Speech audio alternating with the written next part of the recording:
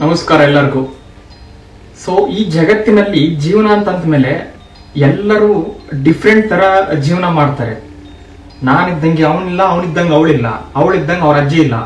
So ಯಾಕೆ ಈ ತರ ಅಂತ ನೀವು ಯೋಚನೆ ಮಾಡಿ ನೋಡಿದಾಗ ಎಲ್ಲದಕ್ಕೂ ಆನ್ಸರ್ ಹಿಂದೆ ಹಿಂದೆ ಲೈಕ್ ಬಾರ್ನ್, ಲೈಕ್ ಯಾವಾಗ ನಾವು ಹುಟ್ತೀವಿ ಅಲ್ಲಿ ಹೋಗುತ್ತೆ ಆನ್ಸರ್. ಸೊ ಏನಿದು ಅಂತಂದ್ರೆ, ನಾವು ಹುಟ್ಟಿದಾಗ ನಮ್ಮ ಮನಸ್ಸು, ನಮ್ಮ ಸಬ್ ಕಾನ್ಶಿಯಸ್ ಮನಸ್ಸು ಖಾಲಿ ಟೇಪ್ ರಿಕಾರ್ಡರ್ ತರ ಇರುತ್ತೆ, ಏನು ಇರೋದಿಲ್ಲ. ಅದರಲ್ಲಿ ನಾವು ಏನ್ ರೆಕಾರ್ಡ್ ಮಾಡ್ತಾ ಮಾಡ್ತಾ ಹೋಗ್ತೀವೋ ಹಂಗೆ ನಾವು ನಮ್ಮ ವ್ಯಕ್ತಿತ್ವ ಆಗ್ತಾ ಆಗ್ತಾ ಹೋಗುತ್ತೆ. ಅಂದ್ರೆ ಪರ್ಸನಾಲಿಟಿ ಅನ್ನೋದು ಈ ಸಬ್ ಕಾನ್ಶಿಯಸ್ ಪ್ರೋಗ್ರಾಮ್ ನಮಗೆ ಯಾವ ತರ ಮಾಡಿಸ್ತಾರೋ ಆ ತರ ಆಗೋಗುತ್ತೆ. ಫಾರ್ ಎಕ್ಸಾಂಪಲ್, ಒಂದು ಸಣ್ಣ ಮಗು ಇದ್ದಾಗಲೇ ಲೈಕ್ ಅದಕ್ಕೆ ನೀವು ನೀರಲ್ಲಿ ಬಿಟ್ಟು ಈಜಾಡೋದನ್ನ ಕಲಿಸಿದ್ರೆ ಅದು ಮುಂದೆ ನೀರಿಗೆ ಎಲ್ಲಾದ್ರೂ ಇಳಿಬೇಕಾದ್ರೆ ಹೆದರಲ್ಲ. ಅದೇ ತರ ಅದಕ್ಕೆ ಕಾಡಿನಲ್ಲಿ ಕರ್ಕೊಂಡು ಹೋಗೋದು ಅಥವಾ ಡಾರ್ಕ್ ಇರೋ ಪ್ಲೇಸಸ್ ಅಲ್ಲಿ ಕರ್ಕೊಂಡು ಹೋಗೋದು ಮಾಡಿದ್ರೆ ಮುಂದೆ ಅದು ಯಾವ್ದಾದ್ರು ಕತ್ತಲಲ್ಲಿ ಹೋಗಕ್ಕೆ ಹೆದರಲ್ಲ. ಸೊ ಈ ತರ. ಬಟ್ ಅದು ಆಮೇಲೆ ಚೇಂಜ್ ಆಗುತ್ತೆ. ಲೈಕ್ ಒಂದು 5 ವರ್ಷ ತನಕ ಪೇರೆಂಟ್ಸ್ ಜೊತೆಗೆ ಬೆಳೀತಾ ಇರೋದಕ್ಕೆ ಎಲ್ಲರೂ ಅವ್ರು ಹೇಳಿದ್ದೆ ನಮ್ಮ ಮನಸ್ಸಲ್ಲಿ ತುಂಬುತ್ತೆ. ಆಮೇಲೆ ಸ್ಕೂಲಿಗೆ ಹೋಗ್ತಾರೆ, ಫ್ರೆಂಡ್ಸ್ ಅಂತ ಬರುತ್ತೆ, ಇರೋ ವಾತಾವರಣಗಳು ಚೇಂಜ್ ಆಗುತ್ತೆ, ಎನ್ವೈರ್ಮೆಂಟ್ ಚೇಂಜ್ ಆಗುತ್ತೆ. ಸೊ ಹಿಂಗೆ ಡಿಫ್ರೆಂಟ್ ಆಗಿ ಆ ಪ್ರೋಗ್ರಾಮಿಂಗ್ ಲೆವೆಲ್ ಚೇಂಜ್ ಆಗ್ತಾ ಬರುತ್ತೆ.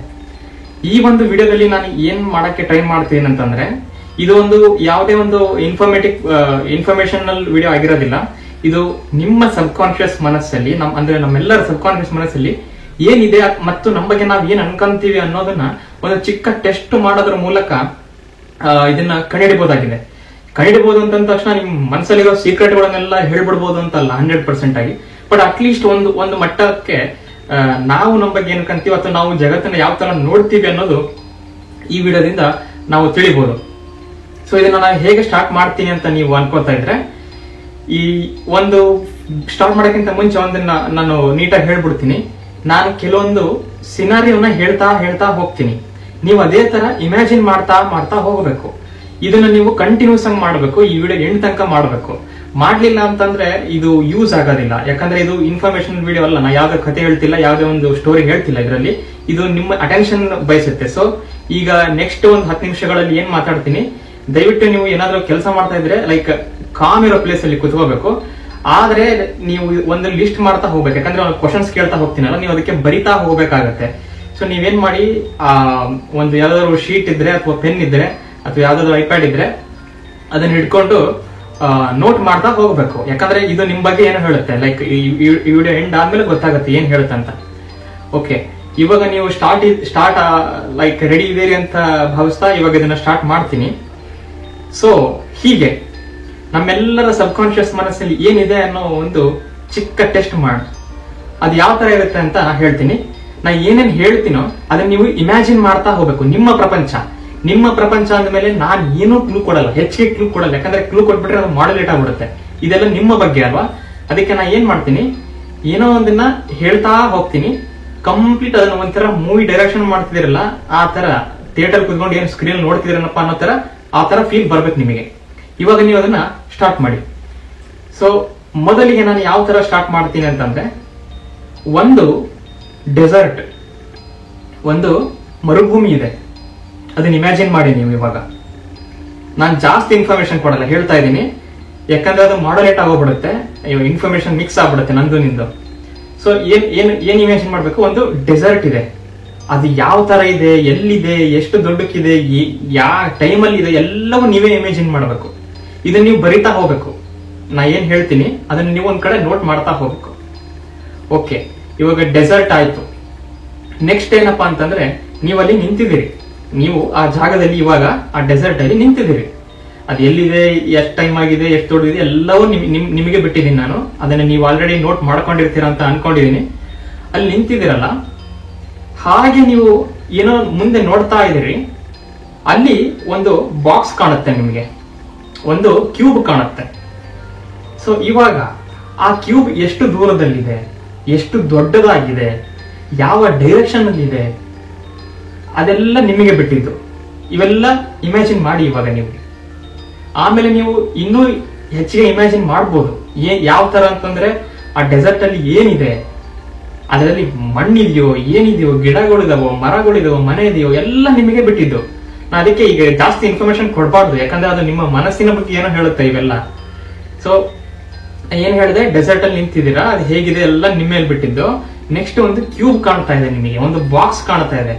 ಎಷ್ಟು ದೂರದಲ್ಲಿದೆ, ಎಷ್ಟು ದೊಡ್ಡದಾಗಿದೆ, ಯಾವ ಡೈರೆಕ್ಷನ್ ಅಲ್ಲಿ ಇದೆ, ಮತ್ತೆ ಅದು ಯಾವ ಮೆಟೀರಿಯಲ್ ಇಂದ ಮಾಡಲ್ಪಟ್ಟಿದೆ ಅಂತ ಸ್ವಲ್ಪ ಬರ್ಕೊಳ್ಳಿ.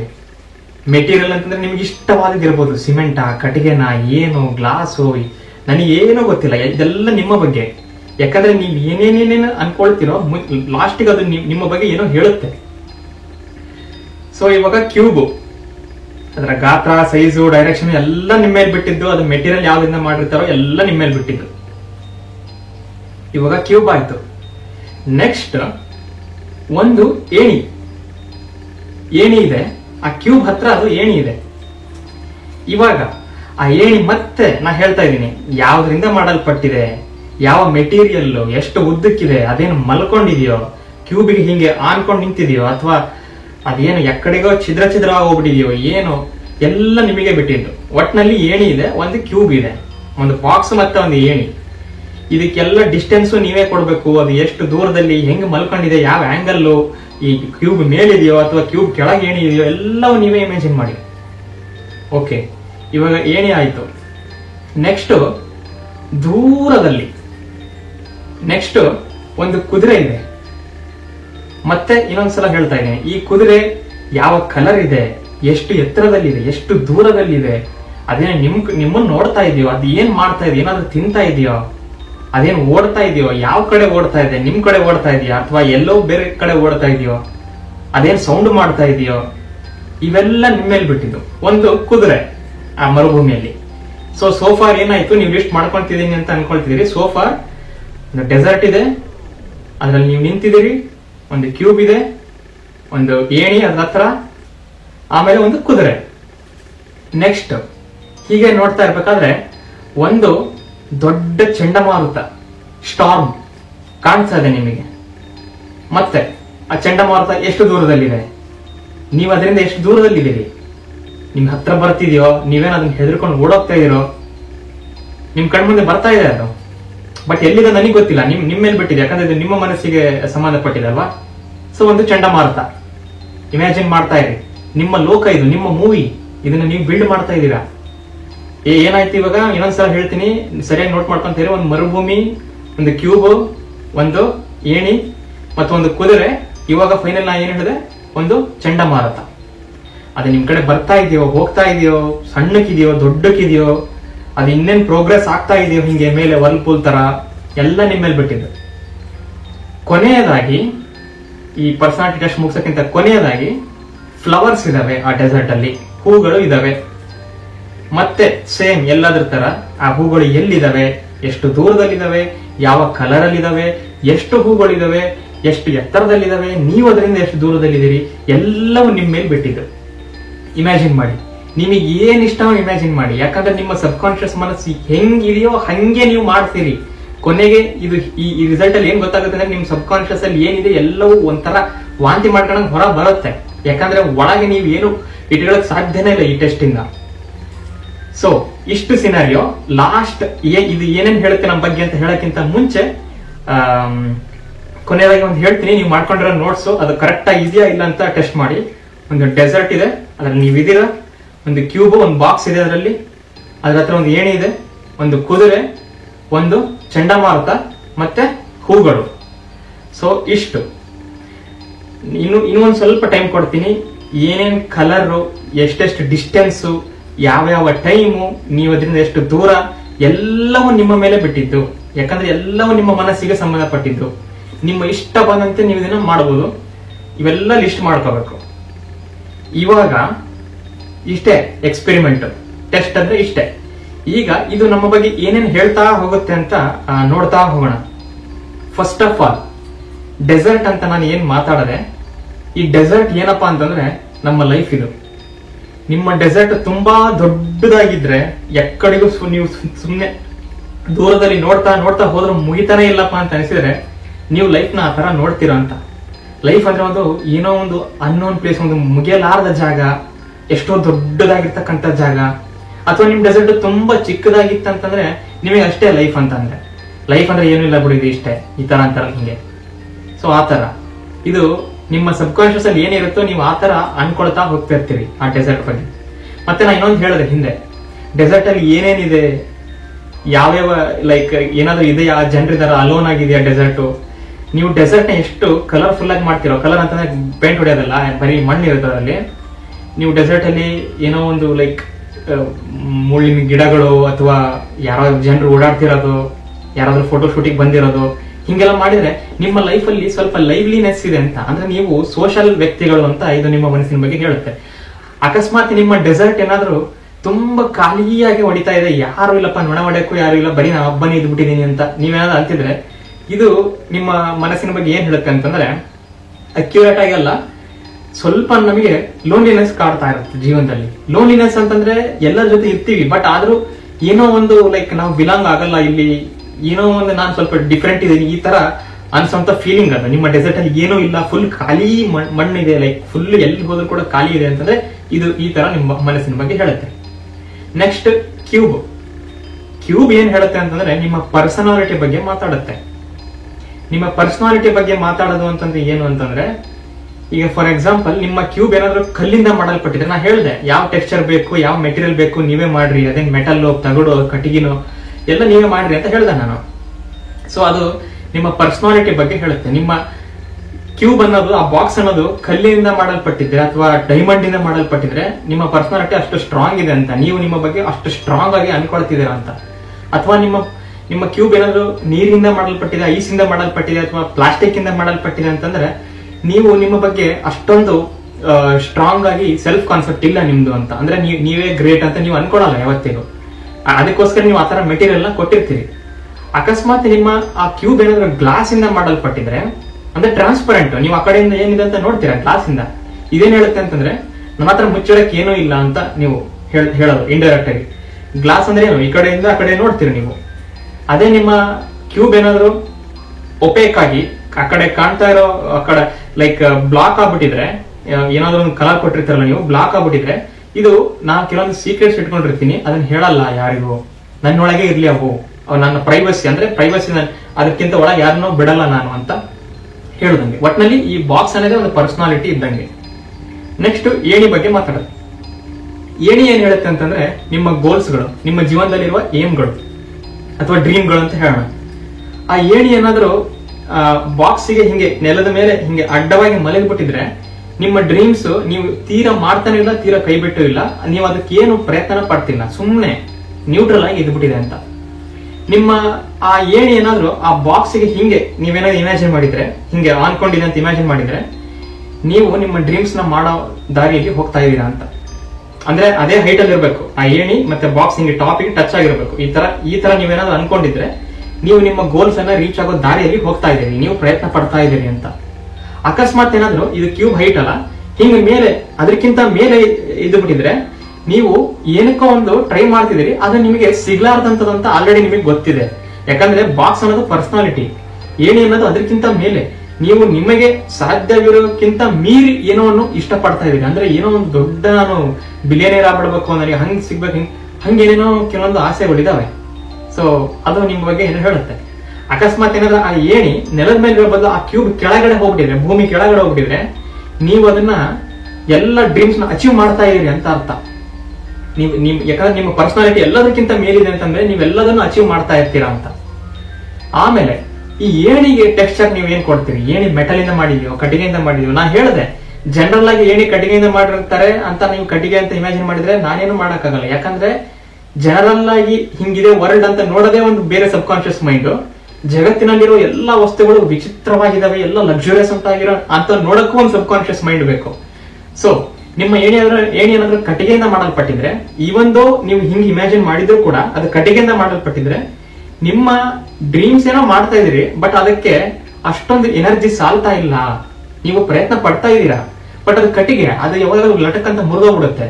ಸೊ ಅಷ್ಟೊಂದು ಪ್ರಯತ್ನ ಪಡ್ತಾ ಇಲ್ಲ. ಅಥವಾ ಅದೇನಾದ್ರೂ ನೀವು ಡೈಮಂಡ್ ಇಂದ ಮಾಡಿದ್ರೆ, ಗಟ್ಟಿಯಾದ ಮೆಟಲ್ ಇಂದ ಮಾಡಿದ್ರೆ, ನೀವು ಎಷ್ಟು ಎನರ್ಜಿ ಬೇಕೋ ಅದನ್ನ ಹಾಕ್ತಾ ಇದೀರಿ, ಒಳ್ಳೆ ದಾರಿಯಲ್ಲಿ ಹೋಗ್ತಾ ಇದೀರಾ ಅಂತ ಅರ್ಥ. ಸೊ ಇದು ಏಣಿ ಬಗ್ಗೆ ಮೆಟೀರಿಯಲ್ ಬಗ್ಗೆ ಹೇಳುತ್ತೆ. ನೆಕ್ಸ್ಟ್ ಏನ್ ಹೇಳಿದೆ, ಕುದುರೆ. ಸೊ ಕುದುರೆ ತುಂಬಾ ಸ್ವಲ್ಪ ಇಂಟ್ರೆಸ್ಟಿಂಗ್ ಪಾರ್ಟ್. ಕುದುರೆ ಏನ್ ಹೇಳುತ್ತೆ ಅಂತಂದ್ರೆ ನಿಮ್ಮ ಲವರ್ ಬಗ್ಗೆ ಹೇಳುತ್ತೆ, ನಿಮ್ಮ ಪ್ರೀತಿ ಪಾತ್ರ ಬಗ್ಗೆ ಹೇಳುತ್ತೆ. ಅದ್ ಏನ್ ಹೇಳುತ್ತೆ ಅಂತಂದ್ರೆ ನಿಮ್ಮ ಕುದುರೆ ಏನಾದ್ರು ಎಷ್ಟು ದೂರದಲ್ಲಿದೆ ಅನ್ನೋದು ನಿಮಗೆ ಎಷ್ಟು ಒಬ್ರು ಹತ್ರ ಅನಿಸ್ತಾರೆ ಅನ್ನೋದು. ಅಕಸ್ಮಾತ್ ಆ ಕುದುರೆ ನಿಮ್ ಎದುರಿಗೆ ನಿಂತ್ಬಿಟ್ಟಿದ್ರೆ ನಿಮ್ ಎದುರಿಗೆ ಯಾರೋ ಇದಾರೆ ಅಂತ ಅರ್ಥ. ಇದು ಸಬ್ ಕಾನ್ಶಿಯಸ್ ಲೆವೆಲ್ ಅಲ್ಲಿ ಆಗೋದು. ನಿಮ್ಗೆ ಅನಿಸ್ತಾ ಇರ್ಬೋದು, ಸುಮ್ನೆ ಹೇಳಿದ್ಯಲ್ಲ ಅಲ್ಲಿ ದೂರದಲ್ಲಿ ಇರ್ಬೋದು ಕುದುರೆ ಅಂತ. ಕಾನ್ಶಿಯಸ್ ಲೆವೆಲ್ ಅಲ್ಲ, ಸಬ್ ಕಾನ್ಶಿಯಸ್ ನೀವು ಈ ತರ ಬಿಲೀವ್ ಮಾಡ್ತಾ ಇರ್ತೀರಂತ. ಆ ಕುದುರೆ ತುಂಬಾ ಹತ್ರ ಇದ್ರೆ ಯಾರೋ ನಿಮಗೆ ಹತ್ತಿರದಲ್ಲಿ ಇದಾರೆ, ಅಥವಾ ನೀವ್ ಯಾರನ್ನೋ ಒಂದು ಇಷ್ಟ ಪಡ್ತಾ ಇದೀರಿ ಅಂತ. ಆ ಕುದುರೆ ಏನಾದ್ರು ಅಕಸ್ಮಾತ್ ಓಡ್ತಾ ಇದ್ರೆ ನೀವು ಯಾರನ್ನಾದ್ರೂ ಚೇಸ್ ಮಾಡ್ತಿರ್ತಿರಲ್ಲ, ವ್ಯಕ್ತಿ ಯಾರಾದ್ರೂ ಬೇಕು ಅಂತ ಚೇಸ್ ಮಾಡ್ತಿರ್ತಿರಲ್ಲ, ಅವರು ನಿಮ್ಗಿಂತ ಜಾಸ್ತಿ ಪೊಟೆನ್ಶಿಯಲ್ ಇರೋರು. ಯಾಕಂದ್ರೆ ಸಬ್ ಕಾನ್ಶಿಯಸ್ ಮನಸ್ಸಲ್ಲಿ ಏನು ಬೇಕು ಅಂತ ಯಾವಾಗ್ಲೂ ಬಯಸ್ತಾ ಇರ್ತೀವೋ, ಅದು ಸಿಗಲ್ಲ ಅಂತ ಇರ್ತೀವೋ, ಅವಾಗ ಈ ತರ ಸಿನಾರಿಯೋ ಮನಸ್ಸಿಗೆ ಬರ್ತವೆ. ಆ ಕುದುರೆ ಏನಾದ್ರೂ ನಿಮ್ ಕಡೆ ಓಡ್ ಬರ್ತಾ ಇದ್ರೆ, ದೂರದಲ್ಲಿ ಇದ್ರೂ ಕೂಡ ನಿಮ್ ಕಡೆ ಓಡ್ ಬರ್ತಾ ಇದ್ರೆ, ನೀವು ಯಾರನ್ನ ಮ್ಯಾನಿಫೆಸ್ಟ್ ಮಾಡ್ತಾ ಇದ್ದೀರಾ ಅಂತ, ನೀವು ಯಾರೋ ನಿಮ್ ಲೈಫಿಗೆ ಆಹ್ವಾನ ಮಾಡ್ತಾ ಇದ್ದೀರಾ, ಅಥವಾ ಅವರು ಬರ್ತಾ ಇದ್ದಾರೆ. ಯೂನಿವರ್ಸ್ ಅದು ಆ ಡಿವೈನ್ ಟೈಮಿಂಗ್ ಅಂತ ಏನ್ ಕರೀತಾರೆ, ಅದು ನಿಮ್ಗೆ ಕಳಿಸ್ತಾ ಇದೆ ಅಂತ. ಆ ಕುದುರೆ ಏನಾದ್ರೂ ಹಿಂಗೆ ಮುಖಕ್ಕೆ ಹಿಂಗೆ ಕಟ್ಟಿರ್ತಾರಲ್ಲ, ಆ ಒಂದು ದಾರಿ ಕಾಣ್ಲಿ ಅಂತ, ಆ ತರ ಕಟ್ಟಬಿಟ್ಟಿದ್ರೆ ನೀವು ಚೇಸ್ ಮಾಡ್ತಕ್ಕಂಥ ವ್ಯಕ್ತಿ ಅಥವಾ ನಿಮಗೆ ಸಿಗುವಂತ ವ್ಯಕ್ತಿ ಯಾರಿದ್ದಾರೆ, ನಿಮ್ಮ ಯಾರ್ದು ಲವರ್ ಅಂತ ಹೇಳಿದ್ರೆ, ಅವರು ಲೈಕ್ ಒನ್ ವೇ ಅಲ್ಲಿ ಇದಾರೆ. ಅಂದ್ರೆ ಅವರು ಒಂದು ಹಿಡ್ಕೊಂಡ್ರೆ ಅವ್ರು ಸ್ಟಬರ್ನ್ ತರ, ಆ ತರದವ್ರು ನೀವು ಯಾರನ್ನೋ ಇಷ್ಟಪಡ್ತಾ ಇದೀರಿ ಅಂತ.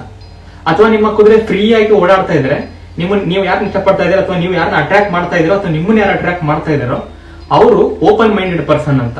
ಅವ್ರಿಗೆ ತುಂಬಾ ಫ್ರೀ ಆಗಿ ಈ ತರ ಮಾಡ್ತಾರೆ. ಇದು ಕುದುರೆ ಬಗ್ಗೆ ನಿಮ್ಮ ಮನಸ್ಸಲ್ಲಿ ಏನಿದೆ ಅಂತ ಹೇಳುತ್ತೆ. ನೆಕ್ಸ್ಟ್ ಚಂಡಮಾರುತ. ಈ ಚಂಡಮಾರುತ ಅನ್ನೋದು ಏನ್ ಹೇಳುತ್ತೆ, ನಮ್ಮ ಲೈಫ್ ಅಲ್ಲಿ ಬರೋ ಪ್ರಾಬ್ಲಮ್ಸ್ಗಳು, ನಮ್ಮ ಲೈಫಲ್ಲಿ ಎಷ್ಟು ದೊಡ್ಡ ಪ್ರಾಬ್ಲಮ್ಗಳಿದಾವೆ ಅನ್ನೋದ್ರ ಮೇಲೆ ಆ ಚಂಡಮಾರುತ ಎಷ್ಟು ದೂರದಲ್ಲಿದೆ ಅಂತ ನಮಗೆ ಗೊತ್ತಾಗುತ್ತೆ.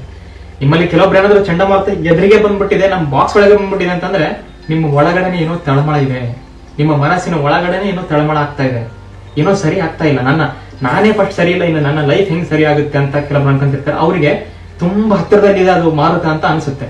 ಮತ್ತೆ ಅದೇನಾದ್ರೂ ನಿಮ್ಗೆ ಘೋರವಾದ ಮೋಡಗಳು, ಸಿಡ್ಲು, ಈ ತರ ಎಲ್ಲ ಟೆಕ್ಸ್ಚರ್ ನೀವು ಕೊಟ್ಬಿಟ್ಟಿದ್ರೆ ದೊಡ್ಡ ದೊಡ್ಡ ಪ್ರಾಬ್ಲಮ್ಗಳಿದಾವೆ ನಿಮ್ ಲೈಫ್ ಅಲ್ಲಿ ಅಂತ.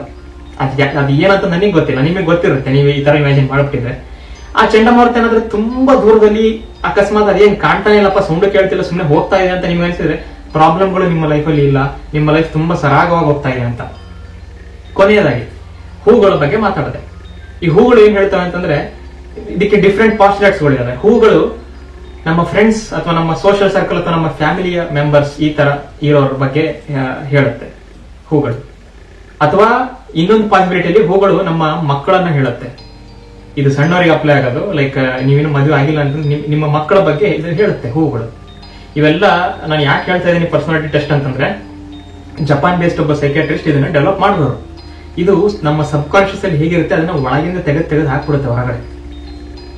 ಹೂಗಳು ನಿಮ್ಮಿಂದ ಎಷ್ಟು ದೂರ ಇದೆ ಅನ್ನೋದ್ರ ಮೇಲೆ ನಿಮ್ಮ ಹತ್ರ ಎಷ್ಟು ಕನೆಕ್ಷನ್, ಸೋಷಿಯಲ್ ಕನೆಕ್ಷನ್ ಹಿಂಗಿದೆ ಅನ್ನೋದು ಹೇಳುತ್ತೆ. ನಿಮ್ಮ ಕಾಲ ಹತ್ರನೇ ಹೂ ಇದ್ರೆ ನಿಮ್ಮ ಸುತ್ತಮುತ್ತ ಜನ ಇದ್ದಾರೆ ಅಂತ ಅರ್ಥ. ನೀವು ಏನಾದ್ರೂ ಒಂದು 2-3 ಹೂನ ಇಮ್ಯಾಜಿನ್ ಮಾಡ್ಬಿಟ್ಟಿದ್ರೆ ಗಿಡದಲ್ಲಿ, ನಿಮಗೆ ಅಷ್ಟೇ ಒಂದು ಕ್ಲೋಸ್ ಗ್ರೂಪ್ ಆಫ್ ಫ್ರೆಂಡ್ಸ್ ಇದ್ದಾರೆ, ಒಂದ್ 2 ಜನ 3 ಜನ ಇದ್ದಾರೆ. ತುಂಬಾ ಲೈಕ್ ಗಿಡ ತುಂಬಾ ಹೂವಿದೆ, ಕಲರ್ ಆಗಿ ಬಿಟ್ಬಿಟ್ಟಿದೆ ಎಲ್ಲವೂ ಅಂತ ಅಂದ್ರೆ ನಿಮ್ಮ ಲೈಫ್ ಅಲ್ಲಿ ಫುಲ್ಲು ನೀವು ಒಂದು ಸೋಷಿಯಲ್ ವ್ಯಕ್ತಿ, ನೀವು ಒಂದು ಎಕ್ಸ್ಟ್ರೋವರ್ಟ್ ಆಗಿದ್ದೀರಿ.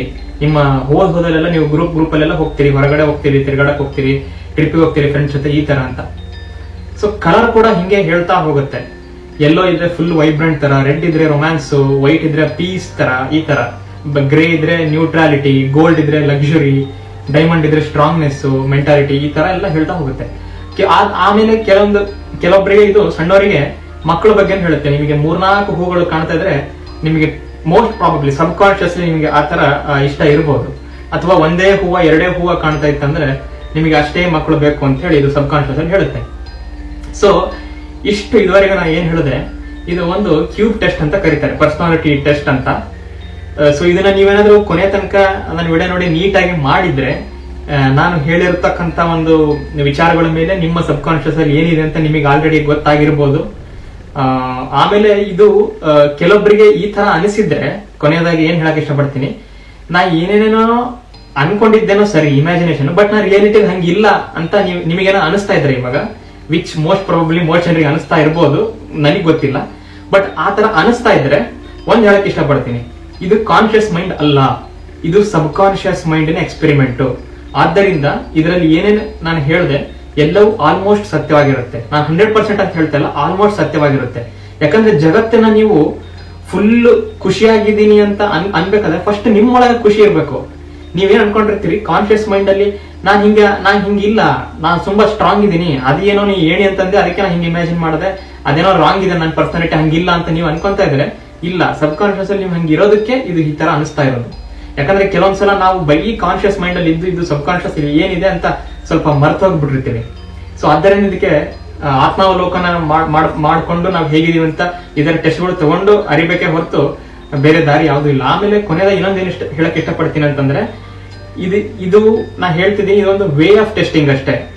ಅಂದ್ರೆ ಈಗ ಕಾಮಾಲೆ ಬಂದವನ ಕಣ್ಣೆಲ್ಲ ಲೈಕ್ ಜಗತ್ತೆಲ್ಲ ಹಳದಿ ಅಂತ ಹೇಳ್ತಾರಲ್ಲ, ಅಂದ್ರೆ ಒಳಗ್ ಏನಿದೆಯೋ ಅದೇ ತರ ನೀವು ಜಗತ್ತನ್ನು ನೋಡ್ತೀರಾ. ನಿಮ್ಮಲ್ಲಿ ಎಲ್ಲರೂ ಆ ಮೆಟೀರಿಯಲ್ಗಳು ಹೇಳಿದ್ನಲ್ಲ, ಅದನ್ನ ನೀವು ಬಂಗಾರದಿಂದ, ಡೈಮಂಡ್ ಇಂದ, ಪ್ಲಾಟಿನಮ್ ಇಂದ ಹಿಂಗೆಲ್ಲ ಮಾಡ್ತಾ ಇದ್ರೆ ನಿಮ್ ಮನಸ್ಸು ಪೂರ್ತಿ ಅದೇ ಇರ್ಬೇಕು.